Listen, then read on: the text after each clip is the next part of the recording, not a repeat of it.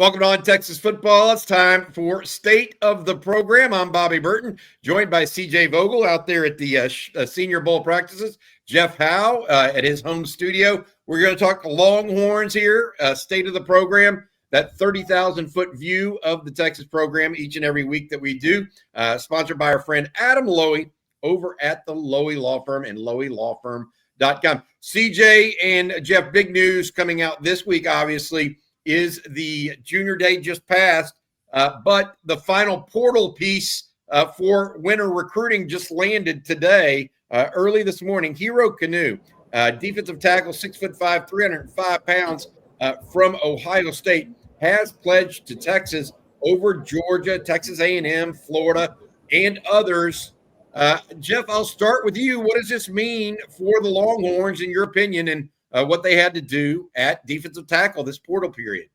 I think it means we can all exhale a little bit, because you look at losing Alfred Collins, Vernon Broughton, Jermaine Lele, and Bill Norton. Bobby, that was almost 2,000 snaps. Now, I know snap numbers can get skewed when you play 16 games, but that's almost 2,000 snaps Texas had to replace on the interior. And Alex January played less than 100 as a true freshman. So I like the fact that you got some experience with Hero Kanu specifically. I like the fact that he's been coached up by Larry Johnson. Anybody coming out of that Ohio State defensive line room, you feel like they're going to know what to do once they get into camp, once they get into the program. He's going to know how to work. I just like the fact that, here's a guy that doesn't have a lot of wear and tear on the tires, doesn't have a lot of tread on the tires, not a lot of wear and tear. And the only reason, checking around, Bobby, talking to some Ohio State people, the only reason he wasn't in that mix more is just because there were guys a little bit better than him in that room. Ohio State's going to have a couple defensive tackles drafted in the NFL and a couple potentially in the early rounds. So, I love it for Texas. You needed numbers.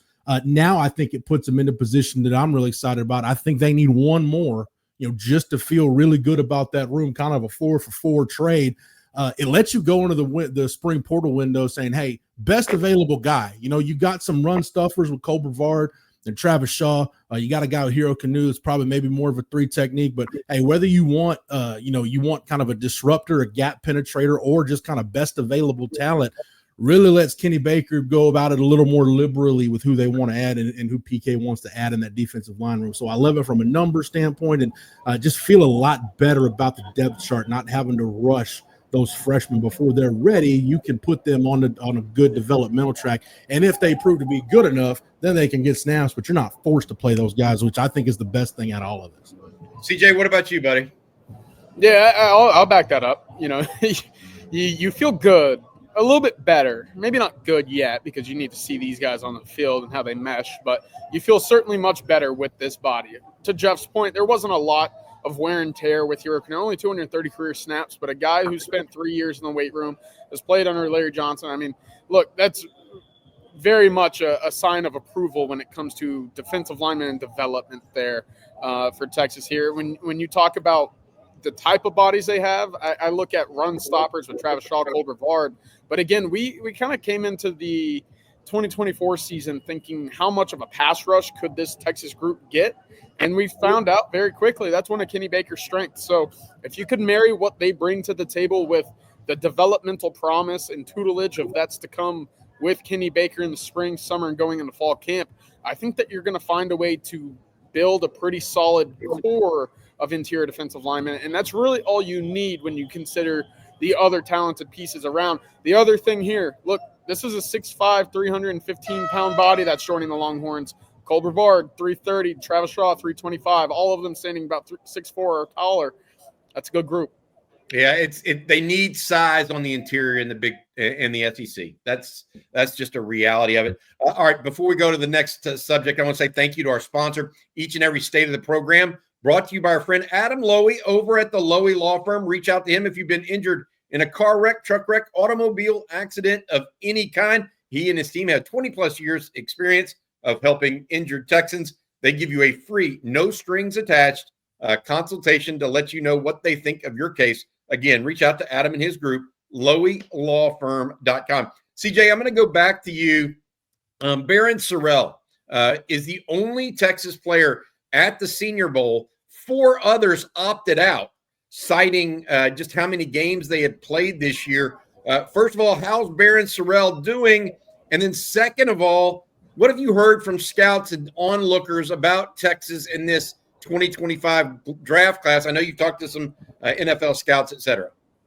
We'll start with Terell because, like you mentioned, he's the only one that made the trip out to Mobile. Texas players did opt out because, look, you just played 16 games. Your season went all the way to January 10th. There's still the combine and pro day that you have to prep for, in which it takes about a month to get your body completely acclimated to testing and the pro agility, the jumping, the bench press. That all takes a little bit of run up and build up to get ready for that right now. And that's basically the reason why there aren't more Longhorns out here. I asked Terell, you're supposed to have more buddies out here, more teammates. He said, look, I can only count for myself, and I'm here to prove that I'm one of the better, defensive ends in the room. And he had a really solid opening practice. They're back on the field behind me currently. That defensive end room that he's working with is pretty stout, right? It's Jared Ivey, Princely Uman-Mielen out of Ole Miss. Shamar Turner out of Texas A&M had a really solid day, and Kyle Kennard, who lit the world on fire at South Carolina, all of which on Terell's team. And he's fitting in just fine with that bunch, having a really solid day. Now, the word around kind of, Mobile right now with some of the NFL scouts, some of the guys that I've talked to on this trip, Texas going to be certainly in that mix for double digits once again. I think that's the base. How high could it go? 12 is kind of that number that I've heard thrown around. One of the big wild cards is Vernon Broughton. What will he do testing-wise? Because I think with 16 games, you get a pretty good understanding that this guy does have a future. He will have an invitation at the very least to a camp for an NFL team. Will he sneak into the draft? Because guys that rush the passer, as well as Vernon Broughton did in the SEC from the interior, you don't find many of those guys. Yeah, that's a great question, CJ. What'd you have there, Jeff? Yeah, I just wanted, from CJ's standpoint, talking to scouts, talking to NFL personnel, are you hearing anything about kind of those, you mentioned wild card, it's a perfect term, the guys like Quinn Ewers, Cam Williams, Isaiah Bond, the guys that, hey, their draft stock could be anywhere from late second round and maybe the fourth round. They're kind of all over the place. Or maybe anything, hey, this time last year we were hearing buzz about Quinn Ewers. We're coming up on that 2023 recruiting class. They'll be draft eligible after next year. I think we all expect this to be it for Anthony Hill. Any other Texas guys, not just the Senior Bowl guys, but any of those other guys you hearing anything about in Mobile? I'll start with Isaiah Bond because I think Texas fans are maybe a little frustrated with the second half of the season, right? The injury certainly didn't help. The word here is that he's just going to run his way into a top 60 pick, and that might even have a ceiling much higher than 30, right? We could be talking about another first-round Longhorn because of the speed and 2 years worth of tape that said, okay, we know that there's the talent in there. Now it's time for us to go extract it in terms of NFL speaking. Another name to mention, DJ Campbell was one that I heard of a little bit. And it was, maybe a surprise that he didn't declare. Maybe I can't wait for him to declare is kind of the message that I got. But DJ kind of had that decision. And he took a little bit to sit there and ponder upon his future for next year. Speaking with DJ last year at the Pro Day, he was all about wanting to participate in this year's upcoming Pro Day. Obviously not going to be the case, but he had that 3-and-out mentality as well. So that was one that caught my attention as well, Jeff, in the sense that NFL scouts certainly have DJ Campbell on their radar moving forward. Yeah, good stuff. Good stuff there, CJ. You're there in Mobile, CJ. You saw Texas practice many times. Any particular position there that stands out to you that you're looking at and saying, Texas was low on this end of the poll, of the totem pole. You know what I mean? Like you get to see kind of the best of the best.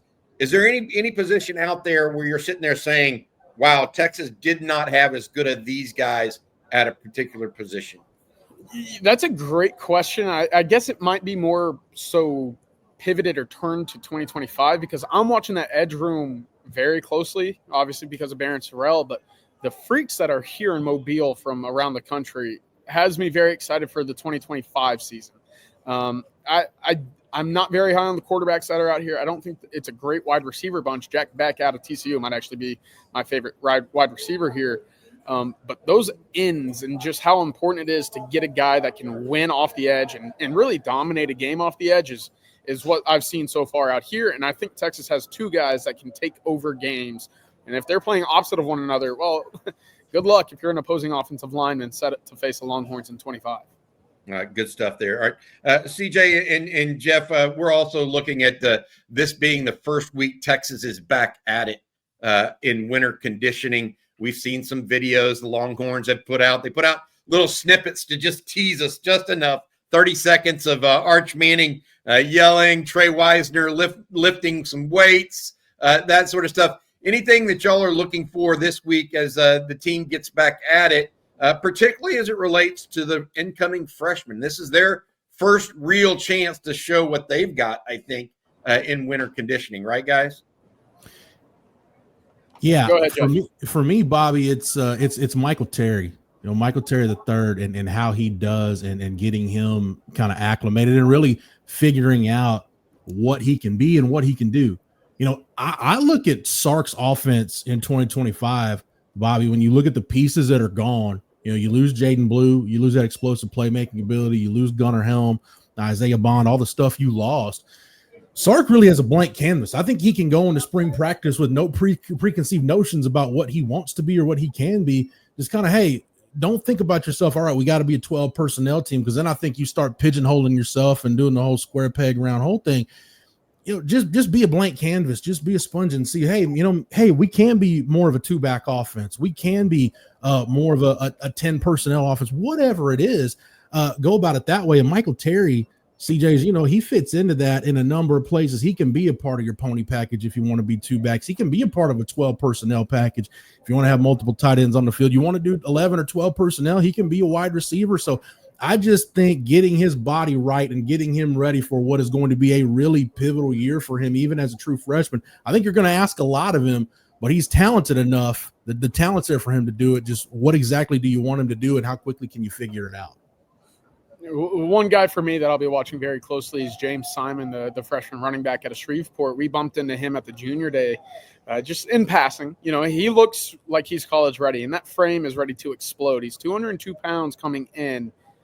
I think he might be pushing 215, 217 by the time that spring comes rolling around. By the time that they're done with spring, if he's in that range, that's a really good sign for the Longhorns. That's a heck of a frame, and Texas, as we've talked about, needs that big body guy. Can he be that right away? We'll see, obviously, with C.J. Baxter returning. But long-term, if he's up to 220, 225 playing football for the Longhorns, Texas is going to have a heck of a running back with him.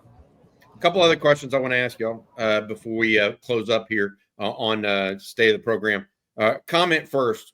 Last year, just some dates. The Combine this year will be February 27th. So that's when the Barron Terrells and Gunnar Helms and Quinn Ewers, et cetera, will show up for that. Last year, they started spring practice, Texas did, on March 19th. And then the pro day was March 21st.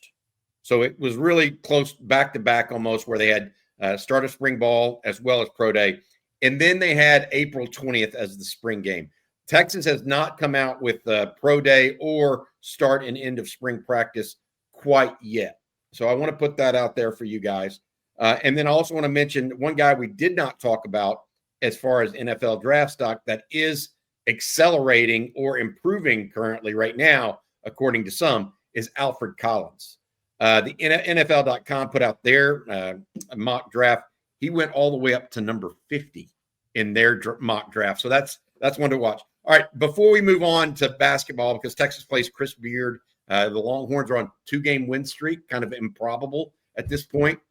I wanted to ask you guys your thoughts overall on what Texas did in the portal this winter.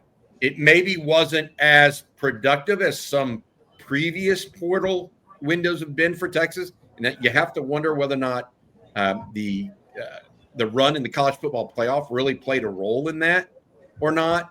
But grading how they really did in this winter portal, now that we know they finished with Henry Canoe, out of Ohio State, where do you think they sit overall and who they add? CJ, I'll let you go first. I love it. I love what they've addressed so far. And I know 5 guys, you look at it and you say, that's not a big portal haul, right? Texas doubled that up last year for the incoming guys. Getting what Texas has in the last couple of recruiting cycles, I think they feel good about what's coming up the pipeline. Typically, you see teams go out and address needs that they have to have addressed immediately. Texas is doing that currently with defensive line. You go out, you get 3.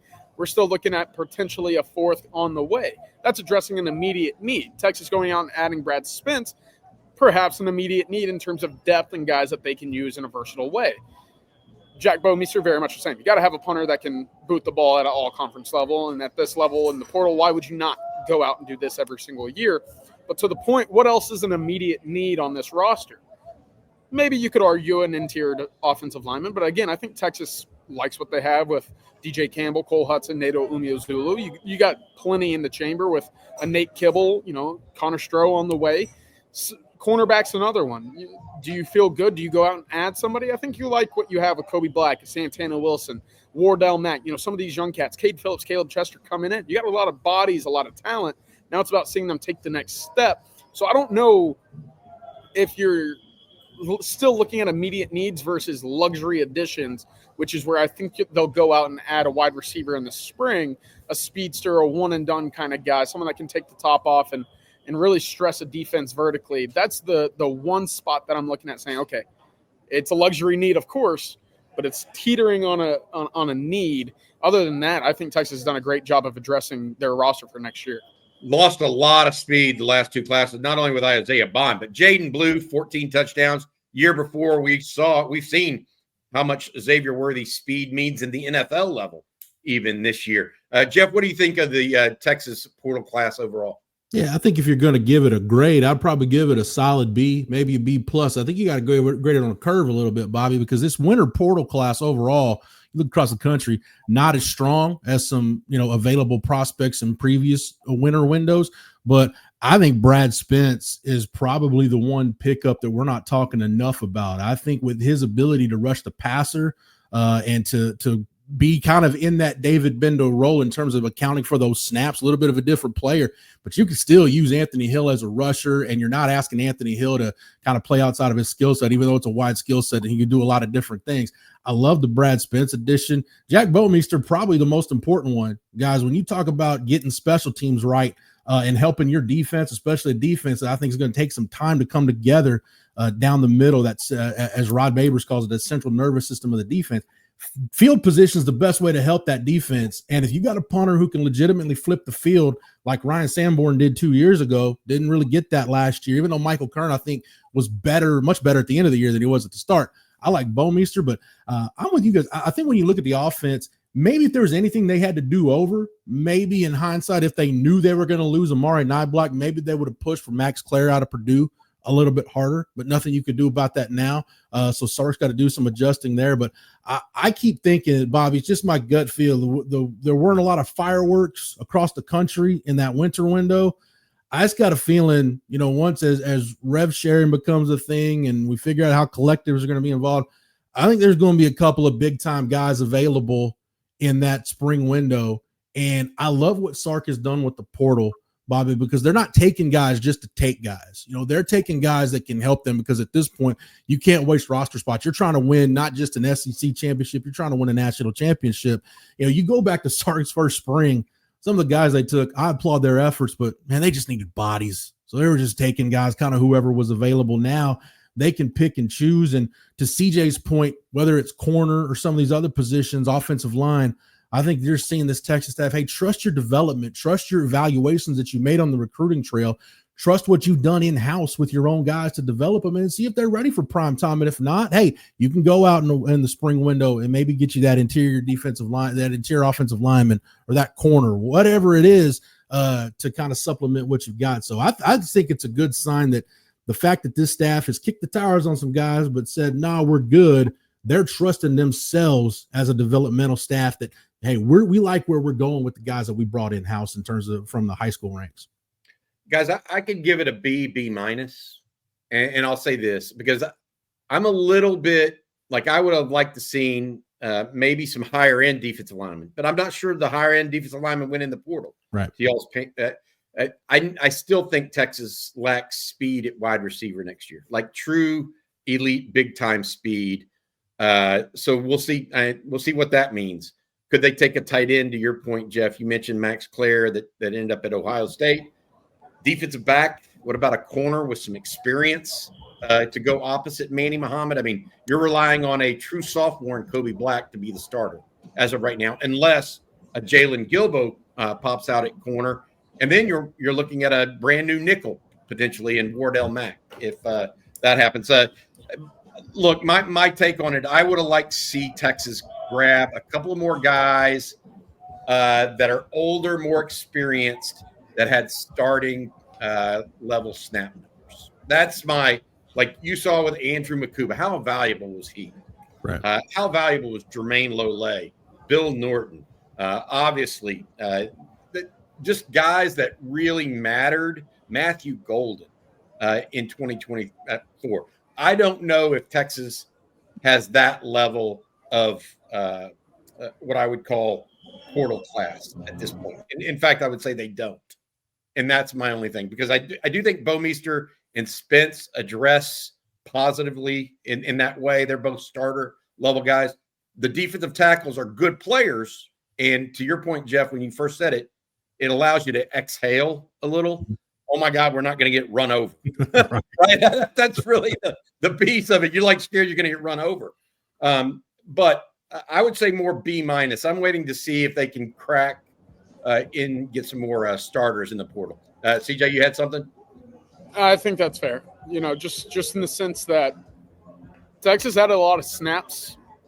The guys that they've added so far, Brad Spence played some ball, a little younger, right? Cole Brevard, he's probably the lead horse in terms of snaps, but Travis Shaw, rotational piece, Hero Canoe, struggled to find the rotation at Ohio State. Not because he's a bad football player, just in the sense Ohio State had a stacked lineup ahead of him. But to your point, there's not a 1,500 snap guy like Bill Norton, 2,000 snap guy with 6 years of experience like Jermaine Lole. That veteran age, experience, production, whatever you want to call it, that will come into play at some point. I think, too, Bobby, another thing to consider, too, and I mentioned this a couple of times, I want to see across the country, I think you're going to see a trend where college football gets a little younger again as we've cycled through those guys that had COVID eligibility. There's no more, your 5th, 6th, 7th year seniors. Those guys just aren't there anymore. So I think it's going to get a little bit younger. So I know we're looking at this through a Texas lens, but I'm interested to see nationally if, Ohio State and Georgia and some of these other schools that are going to be in the mix for a national championship aren't talking about some of the same issues where you wish you had a little bit more experience. It's just that those experienced guys are all cycled out, and whether they're off to the NFL or otherwise. I think that's a great point, and one that I really hadn't considered, to be honest. I hadn't really thought about that because COVID year now gone.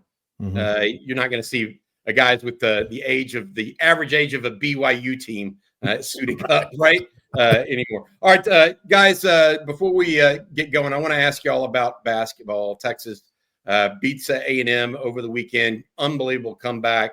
They played Ole Miss tonight. They're on a 2-game win streak. We're not sure about Arthur Kaluma's availability for this evening, but they're going into a little bit of a lion's den. Not that Ole Miss is perennially that way, but they do have the former Texas coach Chris Beard on the sidelines for them. You guys covered Chris Beard personally, and I just want to get y'all's thoughts on this game from that perspective. Like, what do you think this means to Chris Beard? Is Texas going into the proverbial lion's den, in y'all's opinion? You want to go ahead, CJ? I just think it's this. You work for guys for a little while. You want to beat them, right? You want to show them what you've learned, right? Kind of prove to yourself that you belong. Whereas on the flip side, you're Chris Beard. You can't be beat by one of your former assistants, right? You're supposed to be the man. You're supposed to be the guy that was in charge, to have that leg up. That's going to be interesting. The big thing for me in this game, I think it's going to be a rock fight, like a total 65-55 score. I think both teams are going to shoot around 35%. Because, again, what was Chris Beard's kind of MO at Texas? It was defensive, it was hustle, it was effort. Rodney Terry from the same tree, we've seen bits and pieces of that. But in a game like this, a game like we saw with Texas fighting back in the second half against Texas A&M, the win against Mississippi State, what was it? It was rock fights, right? Just get to where you can give yourself a chance, and that starts defensively. I think Texas has the edge in shot making, right? We've seen that with Pope. We've seen that with Mark. We've seen it obviously with Trey Johnson.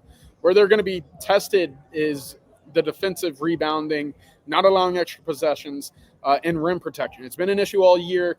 And Chris Beard's one of his focal points from his coaching philosophy. I've been tough on Texas this year.